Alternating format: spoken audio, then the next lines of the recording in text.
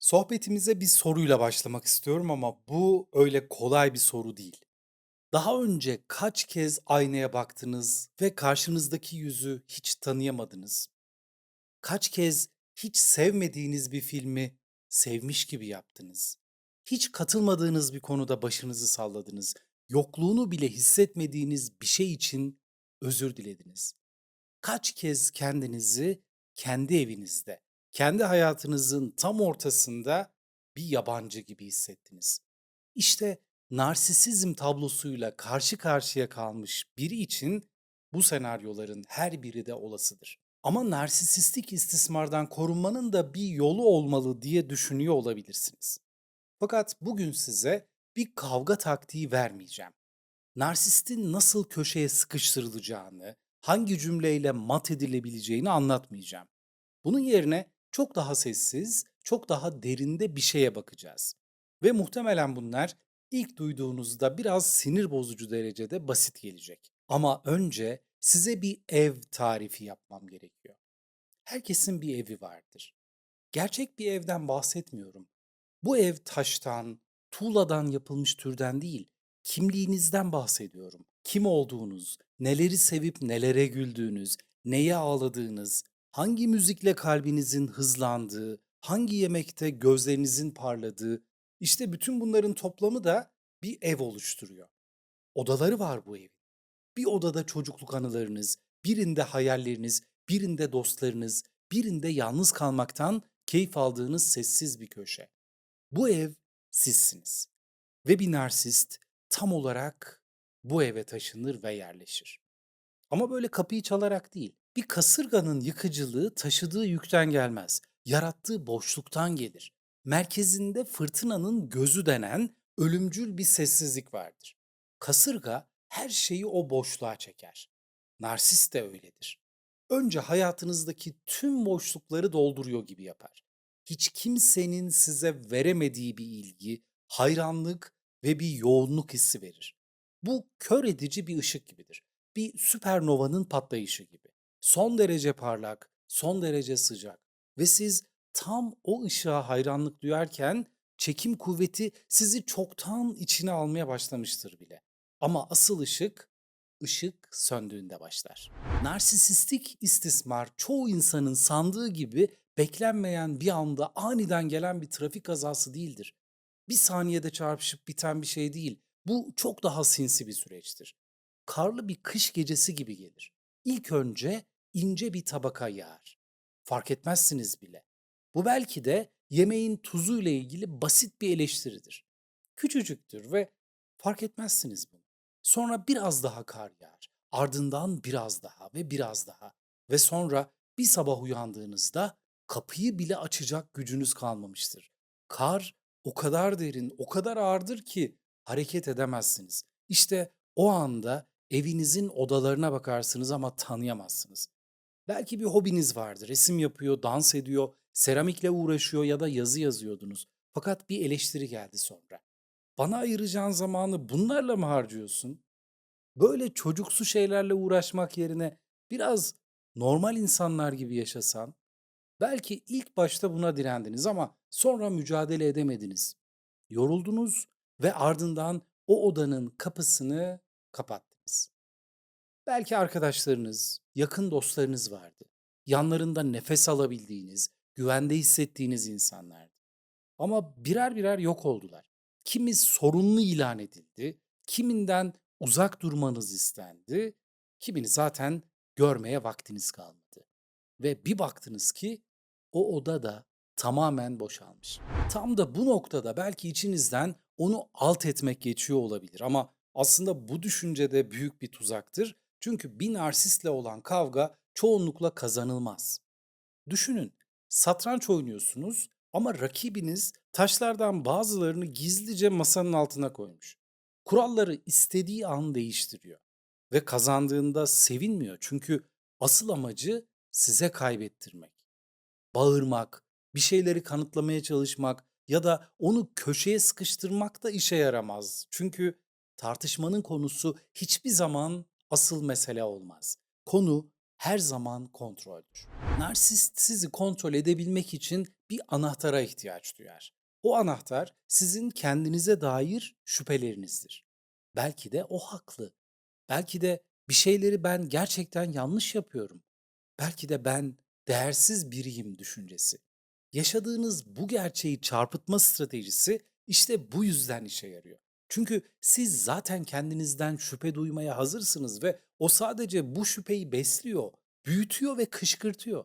Sevdiğiniz şeyleri küçümsediğinde sarsılıyorsunuz. Çünkü içinizde hala o şeyin gerçekten sevilmeye değer olup olmadığına dair bir kırılganlık var. Ama ya o anahtar narsistin elinde olmasa? İşte o zaman kilidi de açamazlar. İşte bu kadar basit. Ama bir o kadar da derin. Diyelim ki bir akşam yemek pişirdiniz ve güzel bir sofra hazırladınız. Ve o bir lokma alıp sonra da çatalı bırakıyor. O tanıdık ve küçümseyici sesle bu yemek tuzsuz, berbat olmuş diyor. Eskiden olsa ne yapardınız? Belki de savunmaya geçerdiniz. Ya da ama ben tarifi birebir uyguladım. Sadece tuzunu ayarlayamamışım diye kendinizi ifade ederdiniz ve muhtemelen gözleriniz dolardı. Ya da belki de yemeği çöpe döker, yeniden pişirirdiniz. Peki şimdi? Şimdi belki de omuzlarınızı silkip ben gayet güzel buldum diyor ve sessizce yemeğinize devam ediyorsunuz. İşte bu kadar. Savunma yok, tartışma yok, bir şeyleri kanıtlamaya çalışmak yok ve tam da o an gözle görülmeyen ama hissedilen muazzam bir şey oluyor. Onun silahı havaya ateşleniyor ve hiçbir şeye çarpmıyor. Çünkü siz artık evinizin yani benliğinizin o kırılgan odasında değilsiniz. Kapıyı sıkıca kilitlediniz ve anahtarı da kendi elinize aldınız. Belki de böyle bir durumda eskiden saatlerce tartışır, ağlar, kendinizi ispat etmeye çalışırdınız ama tek bir cümle yeter genellikle. Bunu tartışmak istemiyorum. İşte hepsi bu. Sonra da konuyu kapatıyorsunuz. Tartışmanın tek amacı sizi kendinizden şüphe ettirmekti ve siz artık bu oyunu oynamıyorsunuz. Sizin sevdiğiniz bir kitap, bir film ya da verdiğiniz bir karar küçümseniyor belki yine ama savunmaya geçmiyorsunuz. Ben bu konuda senden farklı düşünüyorum deyip geçiyorsunuz. Ya da hiçbir şey söylemeyip sadece omuz silkiyorsunuz. İşte bu tartışmaya değmeyeceğini bilen birinin gerçek gücüdür. Bazen her türlü sınır ihlalinde zamanınıza, kararlarınıza, ilişkilerinize izinsiz müdahale edildiğinde hiçbir açıklama yapmadan, sertleşmeden, kabalaşmadan tek bir cümle söylemek bile yeter. Üzgünüm, bu benim için geçerli değil. Bakın sadece bu kadar. Daha da şiddetli bir şekilde devam ederse bu konuşma bu tonda devam edemez deyip odadan çıkabilirsiniz. İşte böylece her seferinde evinizin bir odasını geri almış olursunuz. Ama ya karşınızdaki kişi narsist bir eş, sevgili ya da arkadaş değil de narsist bir ebeveynse? Çünkü bir evlilik bitebilir, bir arkadaşlık sona erebilir ama ya siz o evde doğduysanız? O ev sizin bildiğiniz tek yuvaysa, böyle bir durumda beynin en erken katmanlarına kazınmış bir inanç sistemi çoğunlukla yıllar boyunca bizi takip ediyor. Sen yeterli değilsin. Sen sevilmeye layık değilsin. Bu mesajlar beynin henüz gerçeği hayalden ayırt edemediği bir dönemde yazılır ve ne yazık ki çok derinlere kök salabilir. Bu insanlar için o klasik olumlama cümleleri yani kendini her halinle ve olduğun gibi kabul et gibi bir takım sözler bir şifa değil, bir küfür gibi gelir, bir hakaret gibi gelir. Bunlar birer varoluşsal isyan gibi hissettirir. Logoterapinin kurucusu Viktor Frankl, insanın elinden tek bir şey hariç her şeyin alınabileceğini söylüyordu. Ona sunulan bu en ağır koşullara karşı bile nasıl hissedeceğini ve nasıl davranacağını yani genel anlamda tavrını seçme özgürlüğünden söz ediyordu. Doktor Frankl bunu toplama kampında keşfetti. Ama aynı keşif çok daha sessiz, çok daha görünmez bir hapishane için de geçerli. Çoğumuz beynimizin içinde kurulmuş bir esir kampında yaşarız çünkü. Çocukken kimliği yani evi elinden alınmış birinin içinde de çok benzer bir esir kampı vardır ve aynı zamanda özgürlüğe giden yol da yine orada saklıdır. Ve şunu gerçekten de çok iyi biliyorum. O derin yaranın içinde bile bir şeyler hayatta kalabilmiştir. Bastırılmış, ezilmiş ama hala canlı, hala nefes alıp veriyor. Tıpkı uçurumun kenarında hayata tutunmuş ağaçlar gibi. Kaldırımdaki minik bir çıkıntıdan süzülen o rengarenk çiçekler gibi. Evinizin ilk odasının kapısını açmak tam olarak böyle bir şeydir işte. Kendinizi kabul etmeye başladığınızda ilişkiniz muhtemelen daha da zorlaşacak. Üzgünüm ama bu böyle. En azından bir süre için böyle. Çünkü narsist için sizin dönüşümünüz varoluşsal bir tehdit haline gelir. Siz bu manipülasyon sisteminin temel taşıydınız ve şimdi o taş yerinden oynadı. Sistem sizi eski halinize geri döndürmek için her şeyi deneyecektir. Kışkırtma, alay etme, değersizleştirme gibi. Belki de en ağır silah sessizlik cezası. Sanki yokmuşsunuz gibi davranmak olacak. Ve böyle bir durumda en çok korkulan şey terk edilme ihtimali olacak. Ya giderse diye endişe edeceksiniz belki. Evet, gidebilir. Siz kendiniz olmaya başladığınızda bir narsist büyük ihtimalle ilişkiyi bitirir. Çünkü kontrol edemediği bir insana ihtiyaç duymayacaktır. Ama o gitmeden önce siz zaten gitmemiş miydiniz? Her gün biraz daha azalarak, biraz daha kaybolarak terk edilmemiş miydiniz zaten? Bu görünmez bir terk ediliş değil miydi? Toprağın altındaki bir çiçek baş göstermeye başlayınca en büyük direnç tam da o anda hissedilir.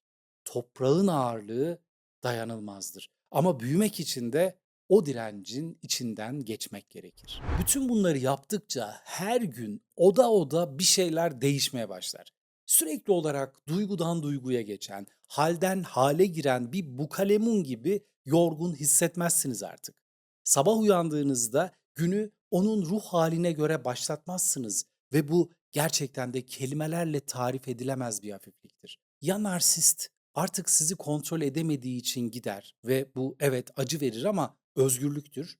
Ya da çok nadiren de olsa sizin sarsılmaz duruşunuz karşısında onda da bir şeyler kıpırdar. Ve sizi kabul etmeyen insanlardan, ortamlardan, alışkanlıklardan uzaklaştıkça sizi gerçekten fark eden insanlar görünür olmaya başlar. Evinize, yani ruhunuza gerçekten iyi gelebilecek insanlar. Ama bunun yerine sürekli savaşarak ve kavgayla kazanılan zaferler her gün yeniden kazanılmak zorunda. Bir narsisti bağırarak, tartışarak yendiğiniz her an onu bir sonraki güne taşırsınız ve o hala hayatınızın merkezindedir. Kendinize şefkat gösterip kabul ettiğinizde ise kimsenin onayına, doğrulamasına ve haklısın demesine ihtiyacınız olmaz. Ve hayatınızda kalması gerekenler kalır, gitmesi gerekenler de gider. Sessizce, gürültüsüzce. Narsistler kontrol edemedikleri bir insanla ilişkilerini kolay kolay sürdüremezler. Bir kere sistem buna müsaade etmez. Bütün yapı bozulur ve sistem bozulduğunda da tek yapabilecekleri şey başka bir yere gitmektir. Madem öyle, bırakın gitsinler. Çünkü siz bir sabah aynaya bakıp gözlerinizin içindeki o ışığı gördüğünüzde evinizin tüm odalarının ışıkları yanıyor olacak.